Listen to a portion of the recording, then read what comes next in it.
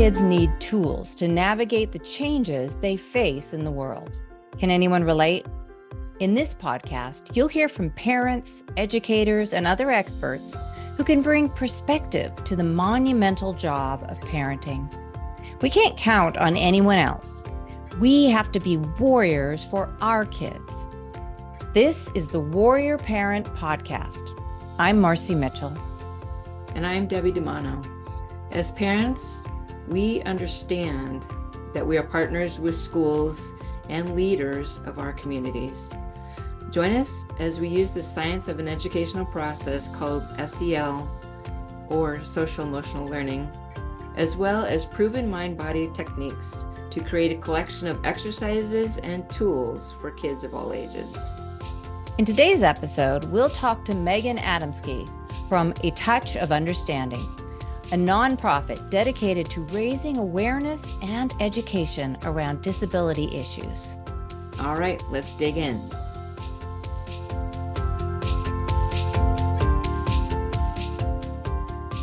In today's episode, I do want to warn you that we are going to be having some discussions on gun violence, so do take care. Hi, Meghan. We're so happy you're here. I met you a couple of weeks ago, and I've been having ongoing conversations with you because of your story and the work you're doing. And so anyway, give us a full introduction of who you are and a little background about your organization. Absolutely. Well, first of all, thank you so much for having me today. I'm thrilled to be here.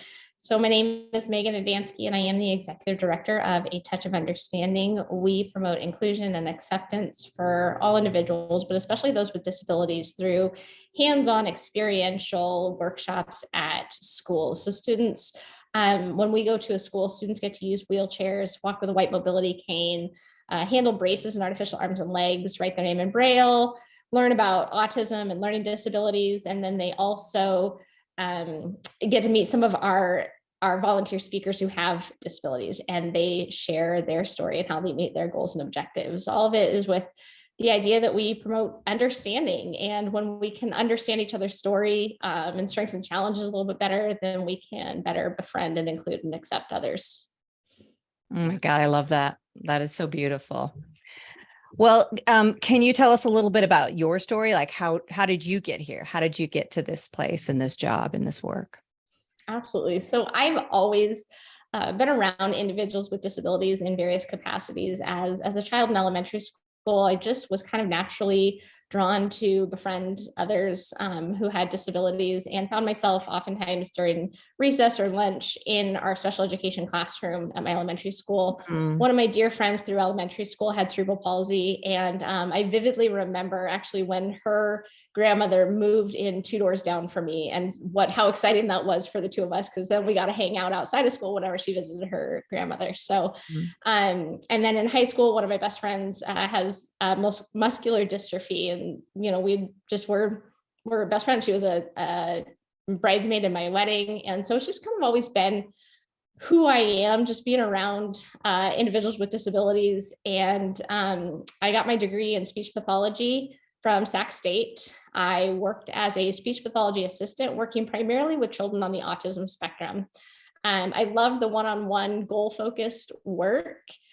But through that work, I kind of realized that what I wanted to do was educate others about disabilities. And there was one instance in particular. I was working with a little girl. She was in kindergarten or first grade. I can't remember exactly.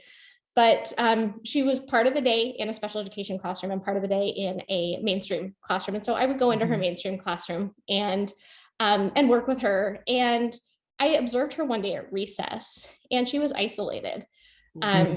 Nobody was playing with her. Well, they were all, playing on the playground. She was by herself.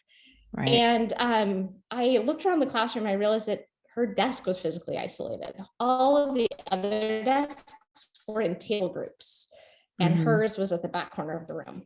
And it occurred to me that the teacher surely wasn't doing that maliciously, but she maybe didn't understand. Maybe because of the teacher's actions, the students then followed suit. And because she was physically isolated in the classroom, they didn't know to include her and accept her. So that was just one instance that just kind of led me to this realization that I wanted to educate others and promote inclusion and acceptance and realize that we all have gifts and strengths. And I found a touch of understanding, and it just kind of was a perfect fit, if you will. And I've now been with the organization for 8 years. I've been the executive director for coming up on 4 years in July. So it has been a really incredible journey, and really kind of fulfilled my own goal of just educating others and creating more inclusion and acceptance. I think, Awesome. you said you found a touch of understanding. I think a touch of understanding found you. Right? Like that. Yeah, it is. Sounds like It is amazing it's how it worked out. It was actually in 2008, I volunteered with a touch of understanding. I had a friend in college who was just doing her internship, and they needed some extra hands to help at a dinner. And so I was like, yeah, I'll help out. So that's how I knew the name. So that was in 2008. I didn't start working for a touch of understanding, and had no contact between 2008 and 2015.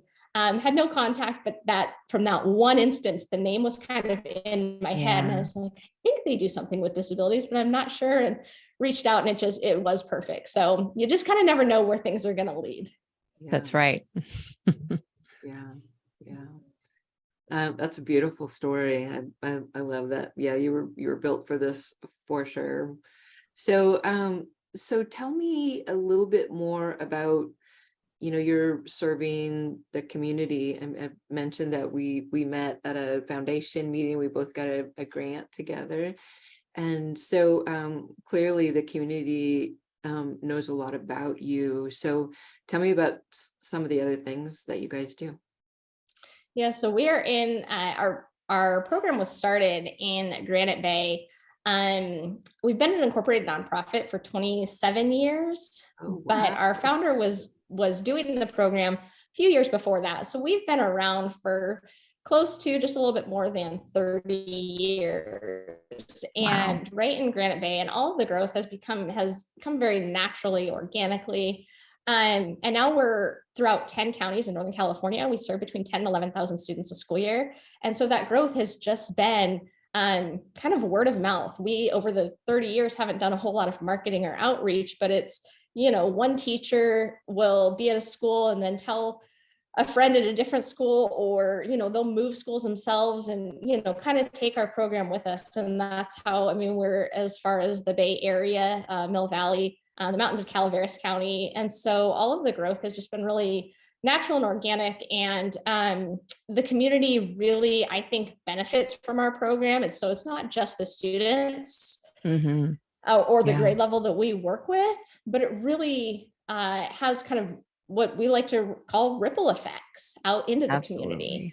A perfect example is a parent told us they were out with their child, and they were, running errands as parents do. And they were going into a bank, and their child saw coming up the sidewalk behind them somebody who was blind using a white mobility cane walking up the sidewalk. And their child goes, we have to hold the door open because they're going to hold their cane like this and move it back and forth about as wide as their shoulders. Well, and this parent knew that there's no way the child would have known that without our program. And because it wasn't just, an everyday part of their life, but the child had experienced a touch of understanding and knew exactly how to interact with somebody who was blind. It wasn't mysterious. It wasn't odd. It was just, this is just what you do. And so I think about how that interaction changed the day for that person who was blind, how it opened the eyes of the parents, all because of one child's, it's kind of those ripple effects. Just, I think yesterday, maybe the day before, we got a comment on a Facebook post, one of our posts. Another parent wrote to us and said that her mother had recently had a stroke, and her son had experienced our program. And it was her son who was teaching his grandmother how to use the wheelchair because of what he learned from our program. And because he got to experience using a wheelchair during a touch of understanding, when a touch of understanding came to his school.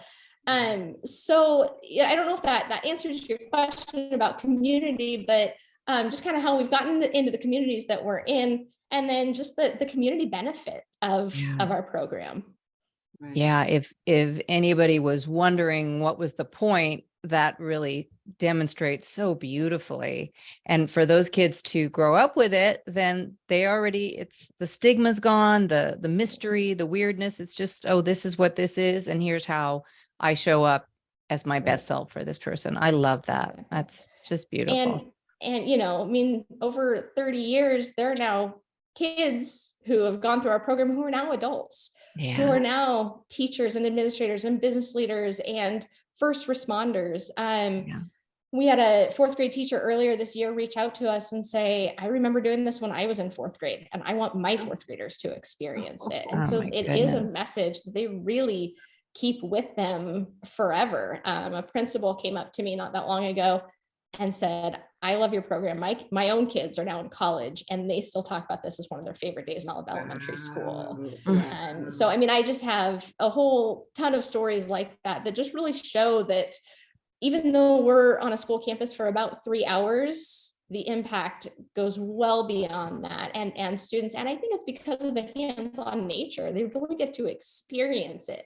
It's more than just somebody sitting in front of, an audience and talking at them. They're really in it and experiencing it. And I think that's what makes it stick and makes it, something they can hold on to forever. Yes. I was, we were talking a lot about the community, and Marci and I've had these conversations too about how, to become embedded in a community is like a really beautiful thing. So I'm curious, we have listeners all over the country. Are there other organizations like yours in other parts of the country? Because, well, first of all, I think the whole world needs to know this, but right, like what about other do you have affiliates or other people in other parts of the country? So that is one of my dreams. I would love for ATOU to be nationwide, worldwide. But as of right now, as far as a touch of understanding, we're just in Northern California. That said, during COVID, as we all learned to, the overused word pivot, but we all learned to pivot and adapt and grow. And we came up with some virtual programs that can be used in other areas, that we can ship some materials and present our program virtually. And we know it has a very similar impact, because that's what we did when school year 2021 started. The guidelines were that staff and students could be on campus, but no outside guests. So that meant we delivered our materials to schools, and then we presented everything virtually. And the feedback that we got from students and teachers was very similar to our in-person workshop. So we do have that capacity now to be, have a much further reach than just our own kind of local area. That said, just from my own research, I found a couple of organizations that it looks to be a similar thing. They're not a touch of understanding, but it looks like they have a very similar mission and even some of hands-on stuff. And there's one up in the Seattle area and one in the Boston area. Now they are a little bit different than us, but it definitely seems like their goals are very similar, and what they're trying to teach and promote is very similar to A Touch of Understanding. So there are other wonderful organizations out there. But as far as another Touch of Understanding, that's just you. That's us, but we would love to grow. Well, so if someone's listening right now, a teacher, a principal, a parent, and they would love to have that program, do they just reach out via your website and they can request that you come to their school, or that virtual program could come to their school wherever they are? Yes. I mean, reaching out through our website, and we would love to be able to schedule some of those virtual programs and really have an impact in other communities. That's great. And what is your website address? It's touchofunderstanding.org. Great. Yeah. And in fact, several years ago, this actually pre-COVID, we partnered with Cisco using some of their WebEx and telepresence equipment to present our workshop virtually to a school in Howe, Oklahoma. Now, Howe is so small. I think they have one stop sign, not even one stop light. So it was a small group of students, but man, the impact and the feedback and the comments from students were, very similar to what we receive in person. So it's been we had that one experience and interaction, and we had hoped to kind of grow it from there, and just never had the time to put energy into growing a virtual program. But then COVID was one of the best blessings, finding the silver linings of it all. And it gave us the time. It forced us into that ability. So we're thrilled that it's just one more thing that we can offer. That was a silver lining or pivot for us also. Yes. So we had been doing live workshops in the local college, and because of this, it forced us to put everything on a platform, and which Marci's done so beautifully. And we're doing live workshops in San Diego and the Bay Area, and then as far as New York. So it is possible and it's doable. And I think all of us can't spread the word fast enough. So we got to use the resources we have, right? And exactly. That's part of why we're doing the podcast, right? So people are able to find out about people like you. That's great. Thank you. Yeah. Mm-hmm. Okay. Well, Debbie was looking at your website and saw you have a lot of fantastic supporters, including the Kings. So how has that worked out for you? How have you managed to get those great supporters on your side? Goodness. It's been a whole lot of different ways. The Kings, we've gotten support from them in a variety of ways over the years. They often will donate to our auction items as like a package of tickets and memorabilia. So it's been through our own staff, and we have so many wonderful advocates and ambassadors in the community who are out there talking about our program in their own meetings. And so it is really just that word of mouth growth. We do have an incredible coworker right now who she is out in the community and really developing some of the more of those business partnerships and community partnerships. Again, just talking to people, just sharing the impact. Once people hear some of our stories, they're drawn to the mission, because who doesn't love the idea of creating more inclusion and acceptance for all people, especially, right now. So it has just been through our own work and, being out in the community, talking to people, and that we've developed relationships with organizations like the Kings and so many others. Yeah. That's awesome. Yeah. And now that I think we did have a volunteer. He moved to LA about maybe in last year or so. But he did help with some of our marketing and our outreach, and he also worked for the Kings. And so that was, we had a relationship with the Kings prior to him joining our volunteer force, but that, it certainly helped. And it's just, again, one more person out in the community, just talking, being an ambassador for what we do. Yeah. Beautiful. So I want to shift gears a little bit. So you and I have had a fair amount of discussion around, what's going on in the classroom right now. And I know all the parents out there are wondering the same thing, like what in the world is going on in the classrooms right now. So maybe just, like a general perspective, if you've seen changes or not, and what do you think some of the issues are in the classrooms right now? I'm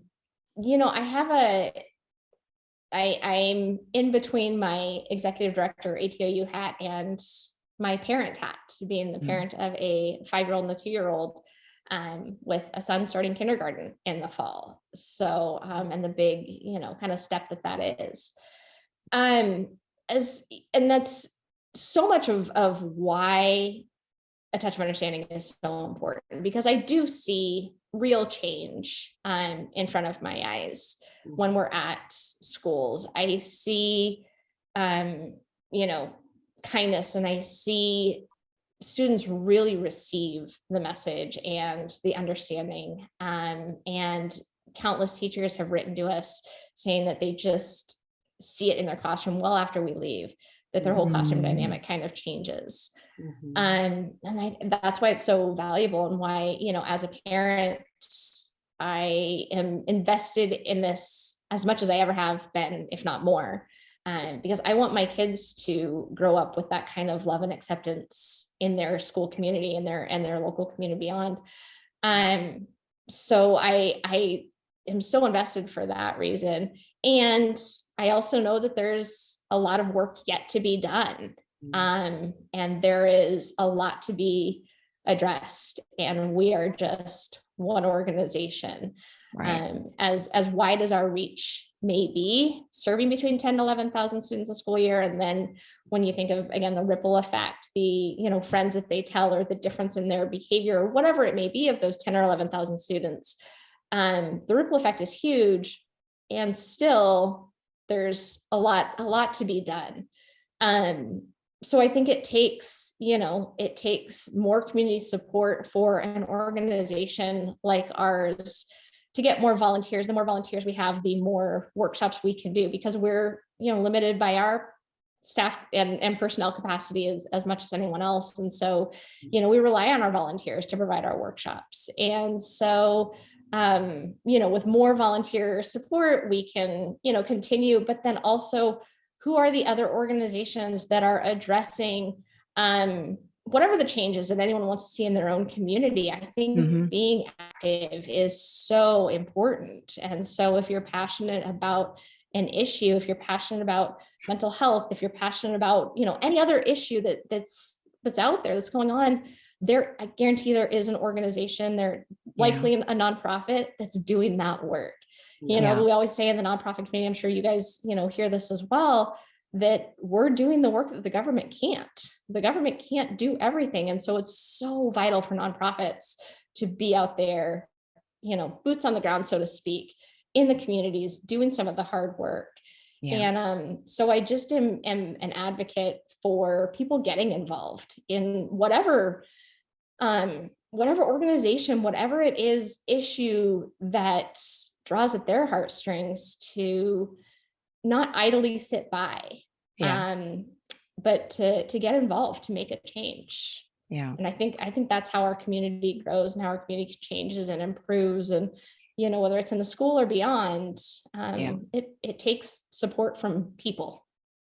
Yeah. And it's interesting you say that. We at Core Experience are about mental wellness and mental health. And that is one of the things that is shown to improve mental health is service, service to your community, volunteering.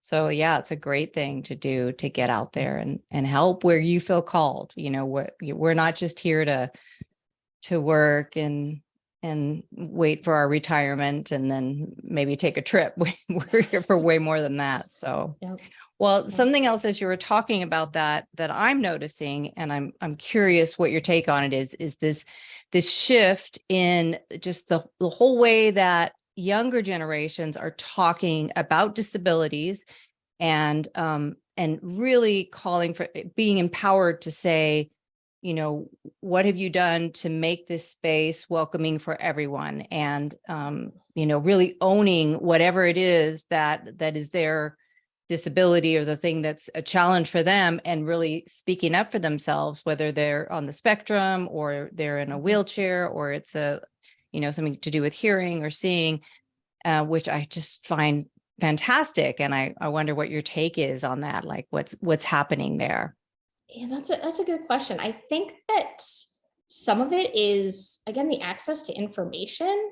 I think that there's so much more out there that, whether it's through social media or blogs or just online information, that I'm a believer that when we have factual information and true information, that we can better understand others and create safer, closer communities. And so I think that, and I have to say, I have so much hope for for kind of the Gen Z and even, generations beyond that.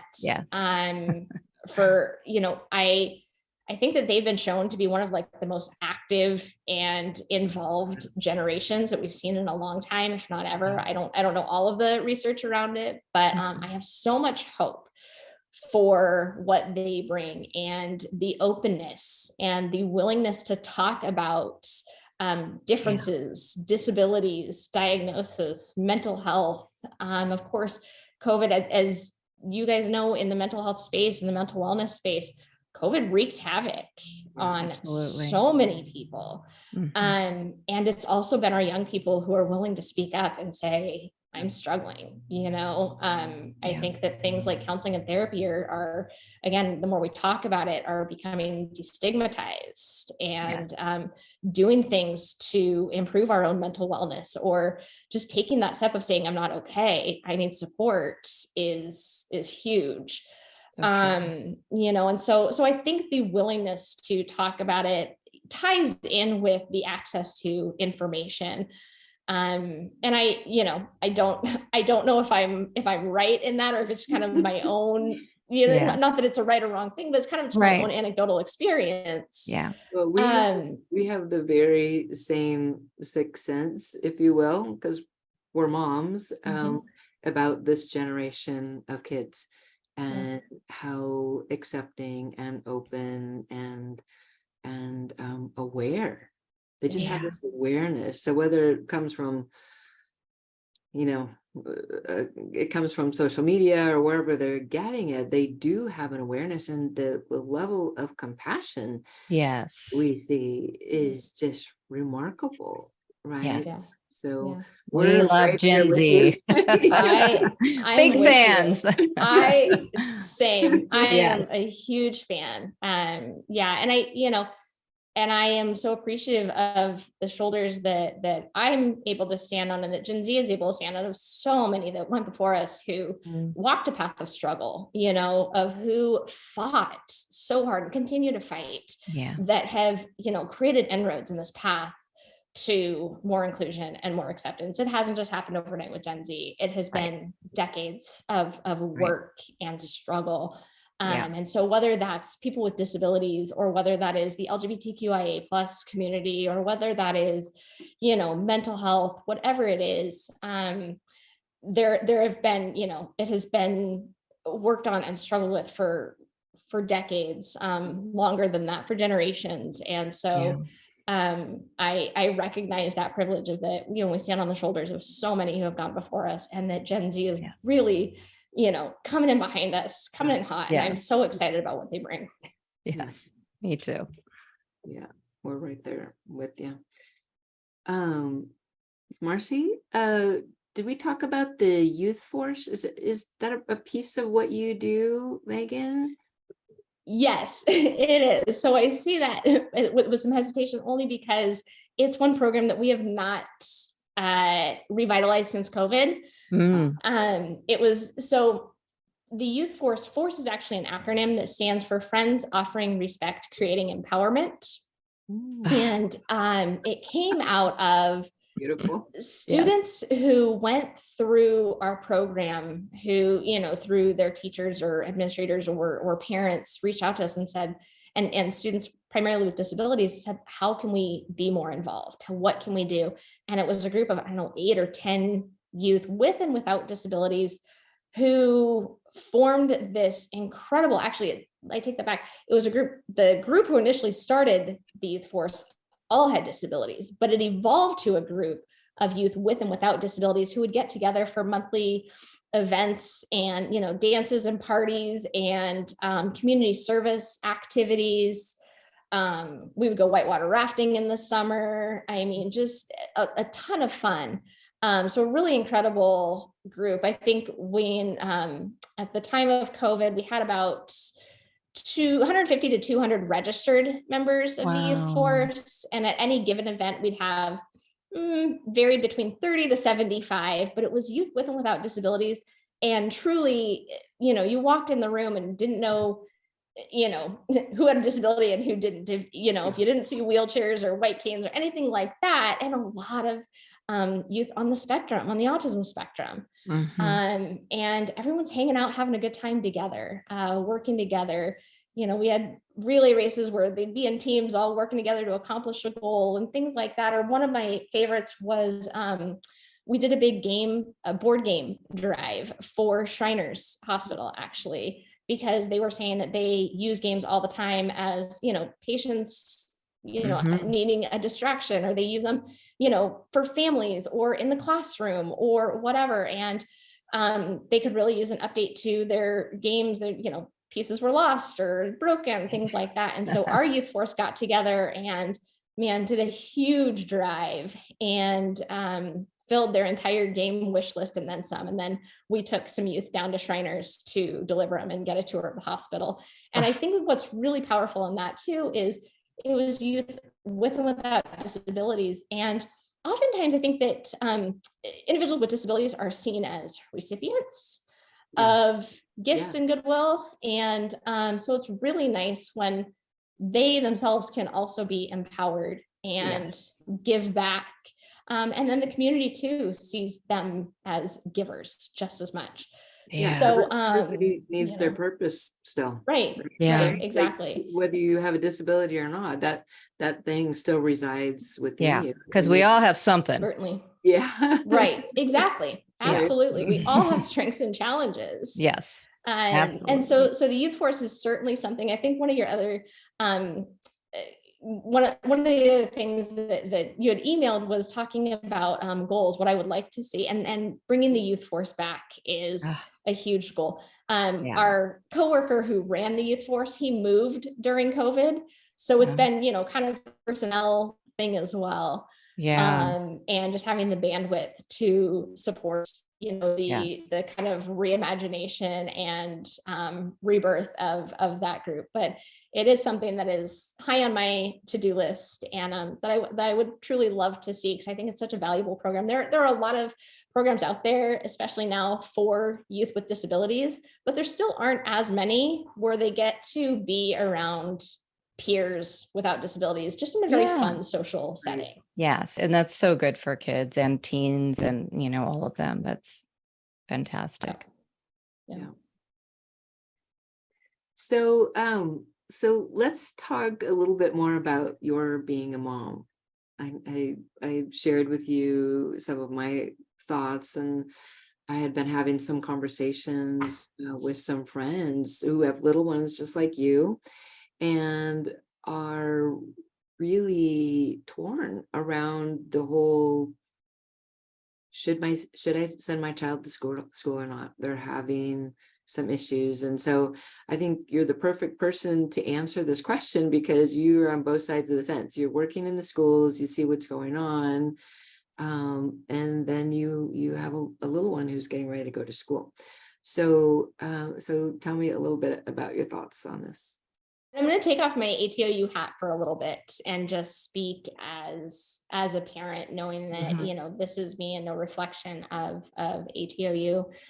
And ties in, as with a touch of understanding, our staff has gone to active shooter trainings. We have had very real and difficult discussions about what if. And,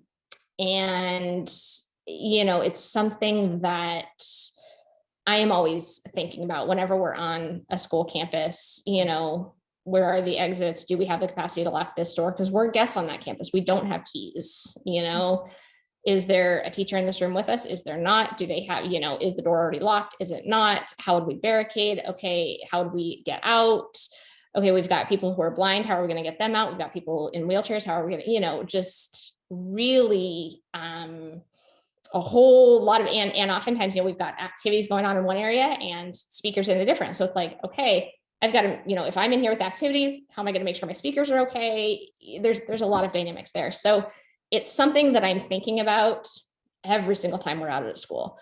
And we're out at schools right now 3 days a week. Next year, maybe up to 4 days a week. So we are on a lot of different campuses. So it's a very real thing that is running through my mind and through the minds of my other, staff and volunteers just as much. And as a parent, it's like, okay, I'm sending my child to school next year. Or not even next year, in just a few months. And we live across the street from our elementary school. And it's still a very difficult thing to think about. I know that my husband, he's, he has the same concerns, knowing that I'm on school campuses as often as I am. So it's a heavy question. It's a lot to think about. I don't have any answers. I mean, it's a question that my husband and I think about all the time. Do we, we're not in a position right now to homeschool. And, okay, private school, but that's no risk. No, Right. no.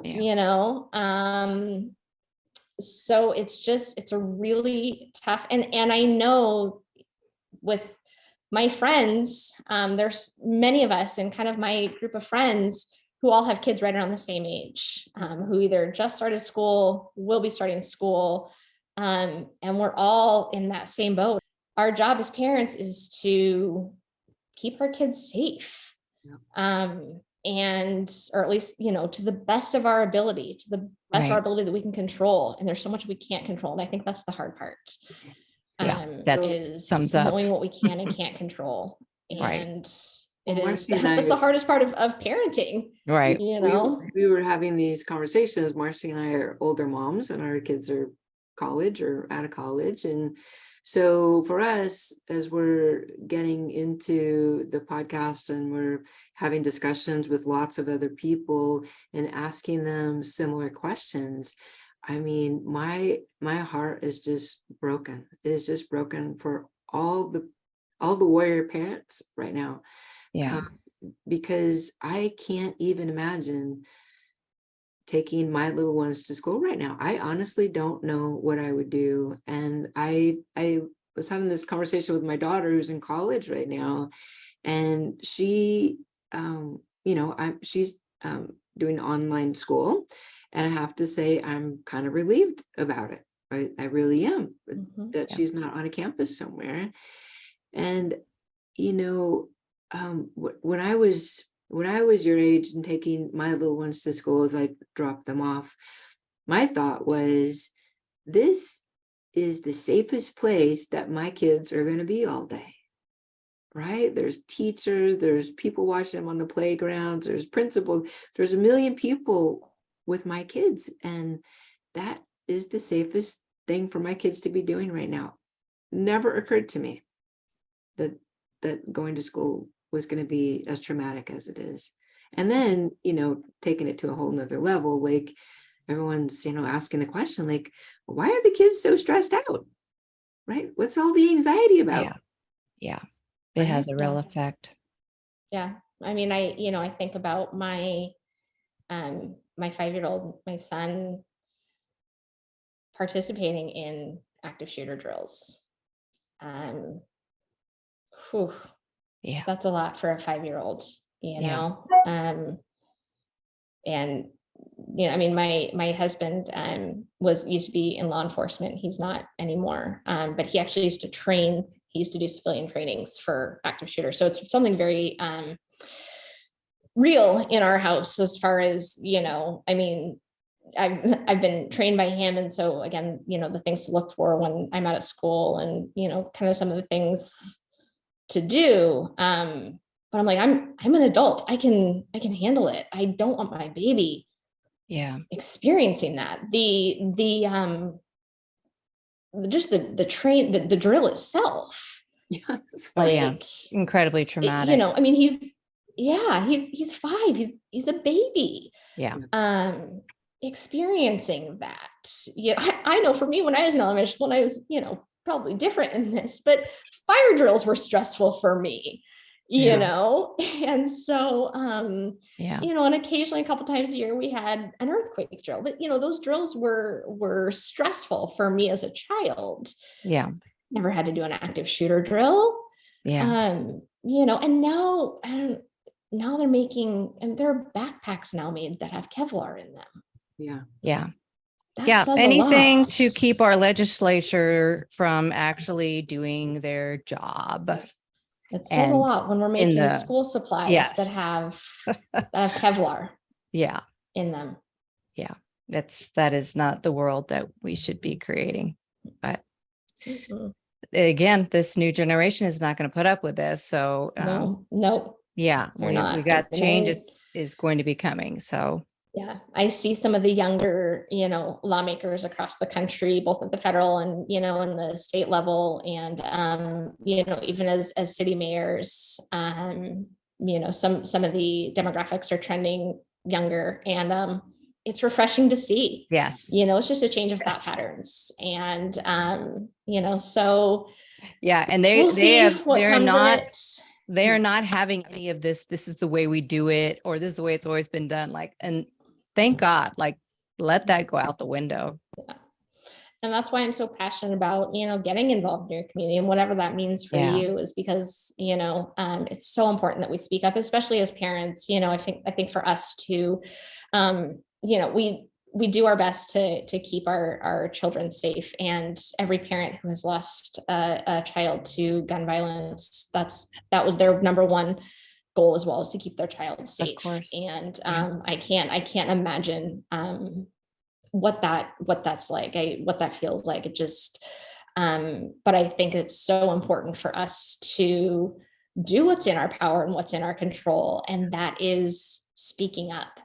That is saying something, that is making those phone calls, sending those emails of this isn't okay and things need to change. Yes. And it's why it's so important to get involved. Or if it's not, your cup of tea, to get involved in the, I guess maybe the politics of it. Again, there are organizations that are fighting for whatever it is that you want to fight for. There are organizations that are doing that work. Support those organizations. Yeah. Right. If making those phone calls or emails is uncomfortable or not your thing, that's okay. Support the organizations that are right. Yeah. Right. So, because that is what's in our control, and that is what's in our power. And that is part of keeping our kids safe. That and voting.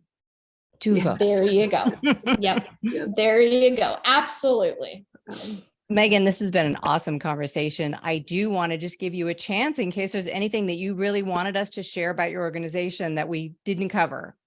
Please let us know what that is. I think that we covered so many things. Thank you so much for having me. I would say that, local to our area in the kind of Northern California, greater Sacramento region, we're always looking for volunteers.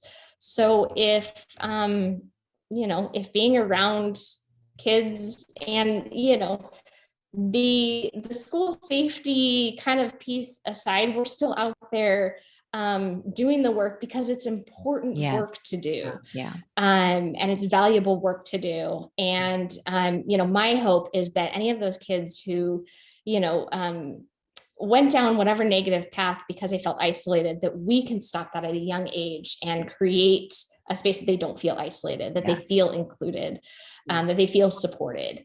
And so I think it all does tie together at the end of the day. And it's what keeps, it's what keeps me going. It's what keeps all of our team going, is valuable and important work. And so if any of this resonates, we're always looking for volunteers. So that's what I have to say about that. And I just really thank you both for your time and for having me on today. Oh, thank you.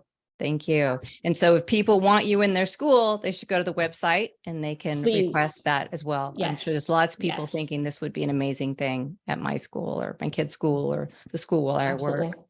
Absolutely. Yes, we would love that. Yeah. Wonderful. All right. Thank you, Meghan. We're forever grateful. Thank you. Thank you.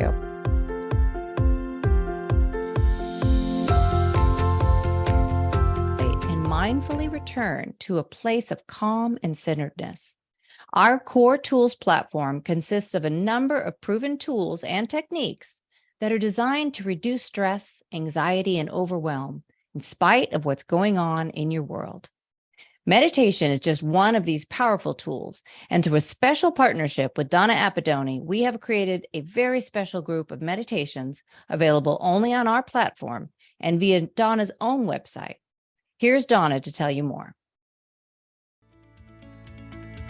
I am not my house or my car or my clothes. I am a person unlike any other. with a potential unlike any other. I have a purpose unlike any other. Hi, I'm Donna Appadoni, and I'm the person who writes and produces meditations for Core Experience. We just heard the beginning of this week's meditation. There's a lot more to it. I want to tell you a little bit about it, because this meditation asks such an important question. The question is not, who do you want to be, or what do you want to be? We hear those questions all the time. This question is different. It asks, who are you willing to be? That word, willing, has a lot of power behind it. It provides a connection.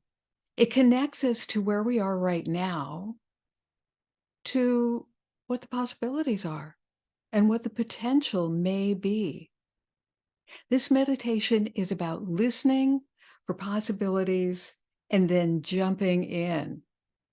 Be open, because once you hear what that possibility is, the answers will become very clear. No matter what's going on with you right now, just remember, you can do anything you set your heart to do. Who am I willing to be?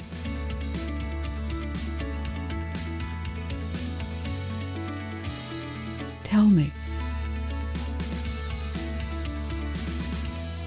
Listen.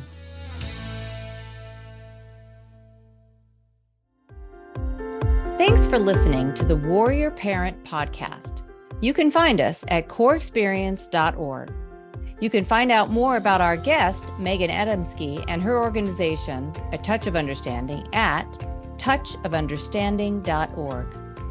Next week, we'll talk with Professor Yuli Lagakis about this generation of kids, especially Gen Z, and why and how they really are different. Our meditation segment is brought to you by Donna Appadoni, with music by Scott Holmes. The full collection of meditations in Donna's book, Drive Time Meditations, is available on Amazon and also at donnaappadoni.com. We want to thank Samuel Hale for sponsoring this podcast, and also thank our technical and marketing supporters, She Reigns Creative and Inspire Your Brand. Opinions expressed by guests do not necessarily reflect those of the host, producers, or financial supporters. I'm Debbie DiManno. And I'm Marci Mitchell. The Warrior Parent Podcast is a production of Core Experience.